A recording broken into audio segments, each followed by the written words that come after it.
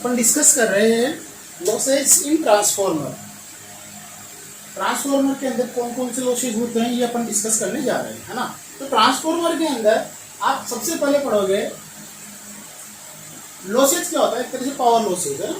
तो ट्रांसफॉर्मर में 2 types losses होते हैं। सबसे पहले टोटल लॉसेज। अब टोटल लॉस कौन कौन से होंगे, एक तो आपके पास होंगे आयरन लॉस और एक आप होंगी कॉपर लॉस। जो ये आयरन लॉस होते हैं ये होते हैं आपके पास जो आपने कोर यूज किया, आपने कौन सी कोर यूज की है ये आप पे डिपेंड करेंगे, डिपेंड्स ऑन कोर मटेरियल।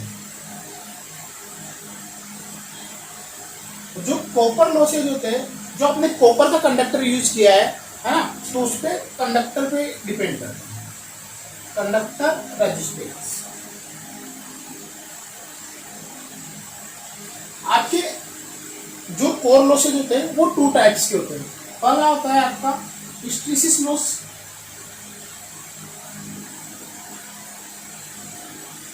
और सेकंड होता है आपका AD current loss.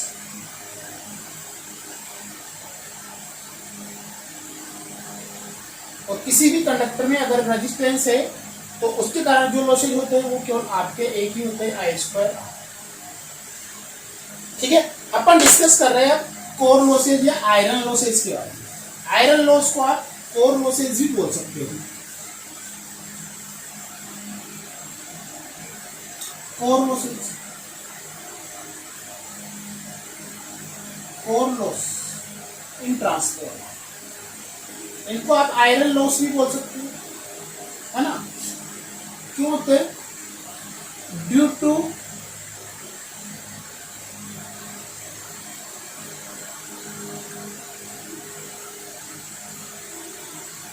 Magnetic material of core. जो आपने कोर में, है ना, जो आपने कोर में मैग्नेटिक मटेरियल यूज किया है उसके कारण होते हैं, या फिर उसकी प्रॉपर्टी के कारण होते हैं, या उसकी क्वालिटी के डिपेंड करते हैं, है ना। डिपेंड्स ऑन इट्स वॉल्यूम, कितना आपने यूज किया है, एंड क्वालिटी एंड रेजिस्टिविटी।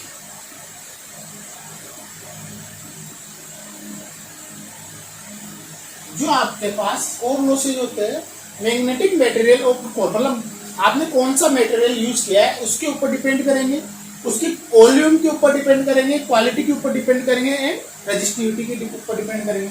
जो आपके पास कोर लॉसेज होते हैं उसको आप PI से डिनोट करते हो। और ये किस किस के बराबर होते हैं, आप एक तो hysteresis losses plus eddy current losses, है ना। ये होते हैं आपके कोर लॉस, ये होते हैं आपके हिस्टैरिसीस लॉस,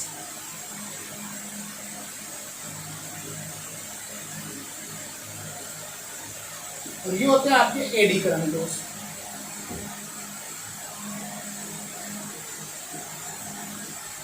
जो आपका हिस्टैरिसीस लॉसेज होता है वो होता है आपके पास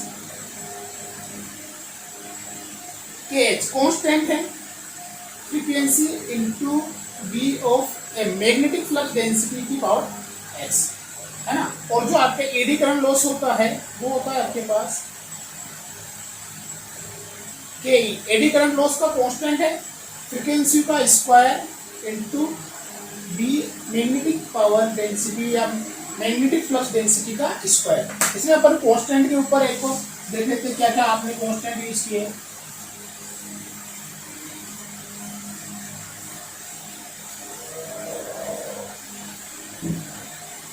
KH proportional constant of core which depends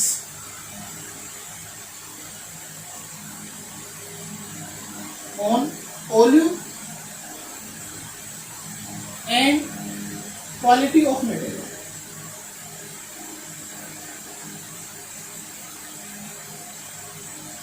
second है आपका कांस्टेंट KE, ये भी प्रोपोर्शनलिटी कांस्टेंट है core which depends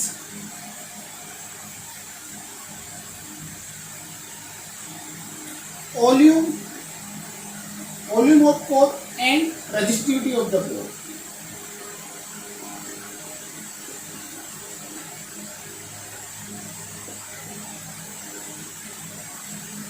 ठीक है, F फ्रीक्वेंसी है, Bm magnetic flux density,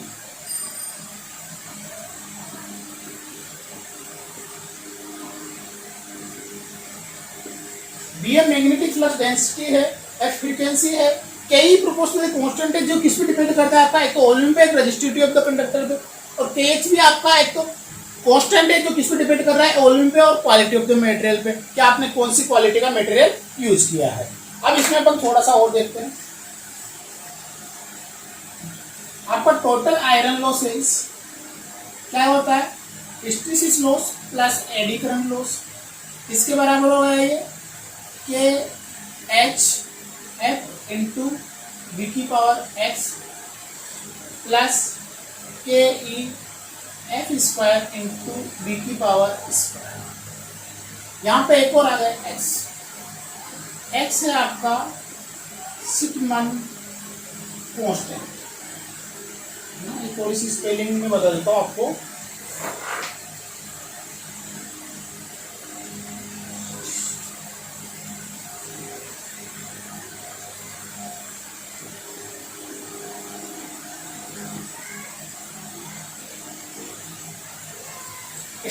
constant x और x की value depend very 1.5 to 2.5, x is vary from 1.5 to 2.5, it is depend on the quality of the material। किस पे depend करेगा ये, आपके मटेरियल की क्या क्वालिटी है ना। अब इसमें थोड़ा सा ऊपर और आगे देखते हैं, इसको मैं रफ कर रहा हूँ।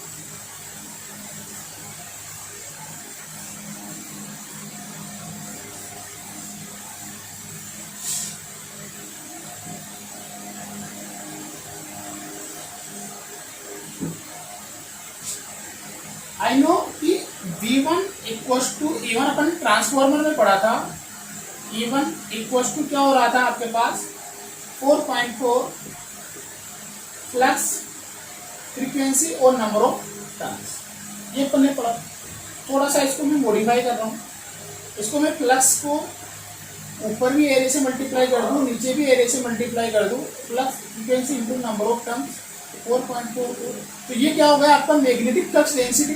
इसको आप beta M V M use कर सकते हो, तो आपके पास जो ये हुआ V equal to 4.44 Vm area into frequency into, यहाँ से अगर आप V ऑफ M की वैल्यू निकालोगे तो 4.44 V1 या V divided by 4.44 area frequency and number of turns. अगर मैं B की वैल्यू यहाँ पे रख दूँ, ठीक है, चलो इसको थोड़ा सा और क्वालिफाई कर लेते हैं अपन। K ऑफ H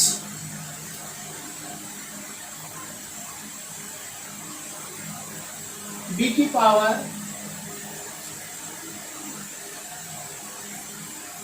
X, चलो B इंटू एफ लिखो, B इंटू एफ की पावर X इंटू फ्रीक्वेंसी की पावर 1 माइनस एक्स, ये आपके पास एडी करंट हिस्टेरिसिस लॉस हो जाएगा, plus K E F into B N की पावर। कुछ नहीं किया मैंने, यहाँ पे क्या किया मैंने, एक्स की पावर प्लस एक्स और एफ की पावर एक्स और एफ की पावर माइनस एक्स से मल्टीप्लाई किया। इन दोनों को कांस्टेंट साथ में लिख लिया, फ्रीक्वेंसी को मैंने साथ में लिख लिया। अब देखो क्या हुआ कि आपको पता है कि V is proportional to B into F. यहाँ पे यही बता रहा है, V इस पे B पे और F पे प्रोपोर्शनल है, तो यहाँ पे आप लिख सकते हो कि जो आपके पावर लॉस है के एच इंटू V की पावर X इंटू फ्रीक्वेंसी की पावर 1 माइनस एक्स प्लस, चलो इसको भी छोड़ो,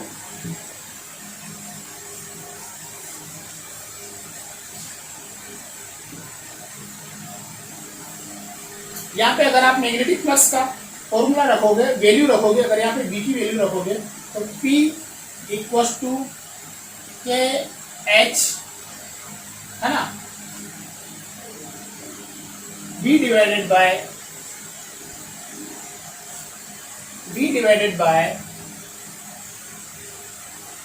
4.44 area frequency into number of turns.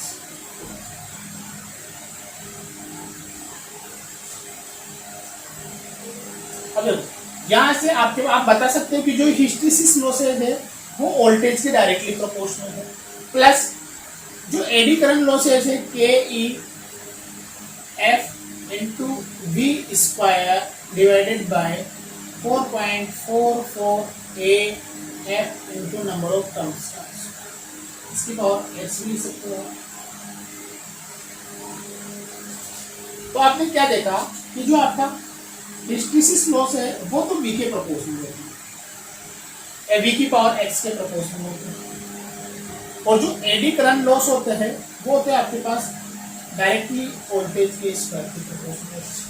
Similarly अगर मैं यहाँ से P of I upon F लिखूं, अगर देखो मैं इसी की बात कर रहा हूँ, अगर मैं फ्रीक्वेंसी को इधर डिवाइड करूं तो आपके पास आ जाएगा के एच इंटू बी की power x plus K E into B की पावर 2 इंटू एफ। दोनों इक्वेशंस देखो, ढंग से देखो दोनों इक्वेशंस। आपने क्या किया, आपने Bm की वैल्यू को यहाँ पे पुट किया, ये वाली इक्वेशन है ना। यहाँ से मैंने देखा कि जो हिस्टैरिसीस लॉसेज है वो तो वोल्टेज के डायरेक्टली प्रोपोर्शनल है, उसकी पावर एक्स के, और एडी करंट लॉसेज है वो आपके पास वोल्टेज के स्क्वायर के प्रोपोर्शनल है। जैसे जैसे आपका वोल्टेज बढ़ेगा, आपका एडी करंट लॉसेज और हिस्टैरिसीस लॉसेज दोनों इंक्रीज हो जाएंगे, है ना। एस की वैल्यू आप टिपिकली 1.5 ले सकते हो, एस की वैल्यू में टिपिकली 1.5 ले सकता हूँ, तो आपका एडी करंट लॉस ज्यादा इंक्रीज होता है लेकिन हिस्टैरिसीस लॉस आप उसका कम इंक्रीज होता है। लेकिन अगर मैं ये वाली इक्वेशंस को देखूं, इसके बाद में अपन एक और देख लेते हैं, थोड़ा सा अलग टॉपिक डाल लेते हैं, सेपरेशन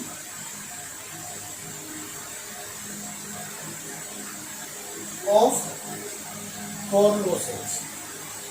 अगर आपको दोनों को अलग अलग करना है, क्योंकि आपके पास हिस्टैरिसीस लॉस और एडी करंट लॉस दोनों एक साथ आते हैं, अगर दोनों को अलग करना है तो देखो मेरे पास एक equation I P I upon frequency equal to K H into B की power x plus K E into B square into frequency. अब यहाँ पे के एच भी कॉन्स्टेंट है, बी मैग्नेटिक फ्लक्स डेंसिटी हमेशा कांस्टेंट होती है, के ई भी कांस्टेंट है, बी स्क्वायर भी आपके पास कांस्टेंट आ जाएगी। तो क्या बता, देखो मैं इस पूरे के पूरे कांस्टेंट को अगर ए प्लस इस वाले को मैं बी इंटू एफ लिखूं तो आपके पास P I it is a linear, है ना। अगर मैं इसका ग्राफ ड्रॉ करूंगा तो देखो कैसे आएगा। अगर मैं इसका ग्राफ ड्रॉ करूंगा तो कैसे आएगा आपके पास, इधर आप फ्रीक्वेंसी ले लो, इधर आप iron loss divided by frequency, है ना। जब मैं फ्रीक्वेंसी 0 हो तो आपके पास ये किसके बराबर आएगा, 1। जैसे जैसे आपके पास फ्रीक्वेंसी इंक्रीज होएगी तो आपका लॉसेस भी बढ़ेगा।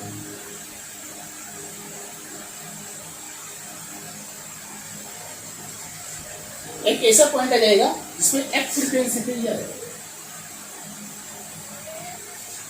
ये आप इसका करोगी वो कर सकते। देखो अपन ने कंक्लूजन सिंपल सा निकाला, अगर आप देखना चाहो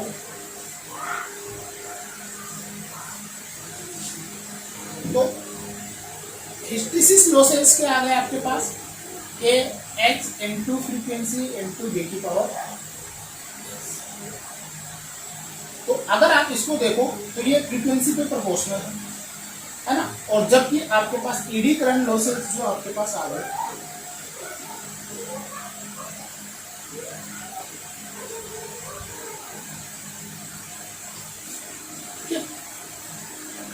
दोनों के दोनों अपन ने डिस्कस किए। अगर अपन छोटा सा न्यूमेरिकल ले और उनको सेपरेट करें, तो जैसे अभी मेरे पास एक न्यूमेरिकल है सिंपल सा,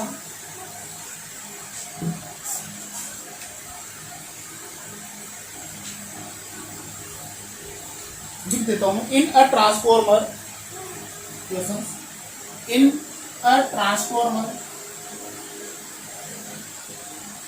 core losses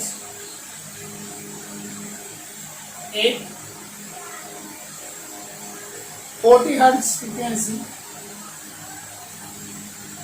equal to 100 volt, और 50 हर्ट्ज फ्रीक्वेंसी पे है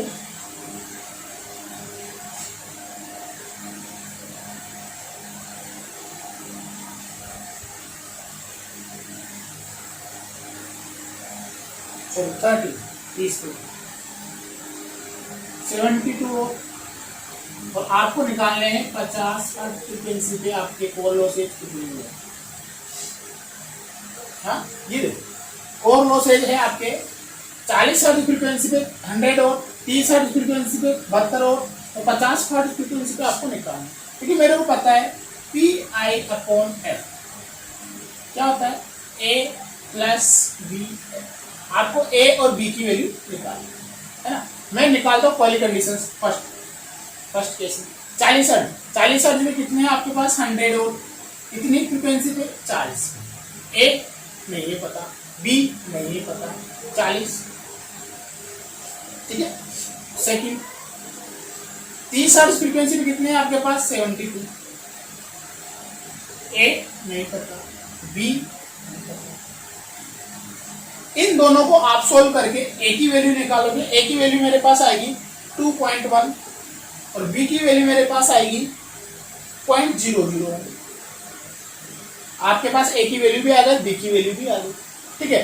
तो मेरे को पता है कि PI = A × F + B।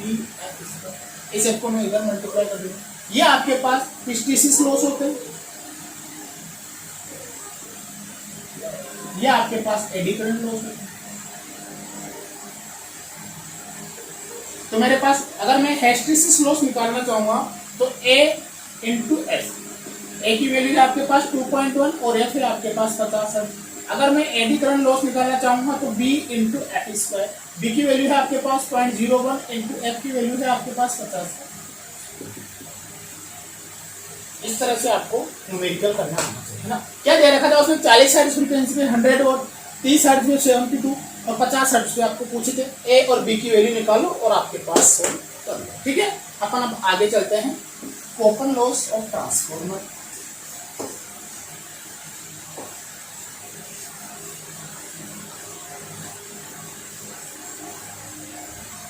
आपको पता चलेगा कि जो आपके हिस्टेरिसिस लॉस होते हैं वॉल्यूम पे डिपेंड करते हैं और वोल्टेज पे डिपेंड करते हैं। आपके जो आयरन लॉसेज होते हैं आपके वोल्टेज पे डिपेंड करते हैं, करंट पे डिपेंड नहीं करते हैं। आपके जो आयरन लॉस होते हैं वो आपके वोल्टेज पे डिपेंड करते हैं, आपके करंट पे डिपेंड नहीं करते। ओके, अब अपन कॉपर लॉसेज के बारे में पढ़ते हैं। कॉपर लॉस इन ट्रांसफॉर्मर का प्राइमरी वाइंडिंग का रेजिस्टेंस आपने R1 लिया था, सेकेंडरी वाइंडिंग का रेजिस्टेंस आपने R2 लिया था। तो कॉपर लॉस क्या हो जाएंगे आपके पास, प्राइमरी वाइंडिंग की current I1² R1 plus secondary winding की करंट I2² इंटू यह हो जाएंगे आपके पास। इसको थोड़ा सा मैं सिग्निफाई करूं तो इसको अगर मैं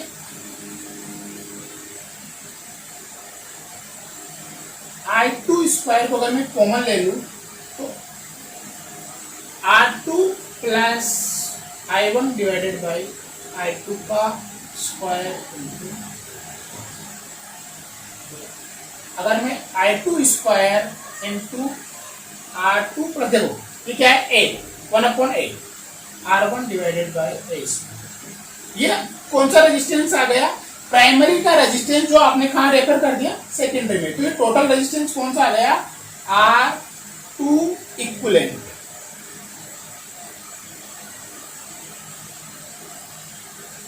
ये आपके पास ये R2 इक्विवेलेंट कौन सा रेजिस्टेंस आ गया,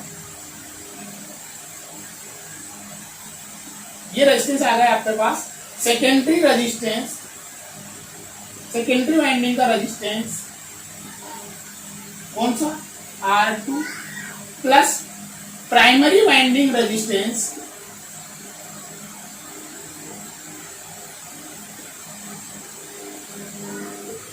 is referred in secondary winding. R2 equivalent कौन सा रेजिस्टेंस आ गया आपके पास, R2 इक्विवेलेंट कौन सा आ गया, R2 equivalent R2 plus R1 है ना, ये R1 बेस ले लो अगर इसको,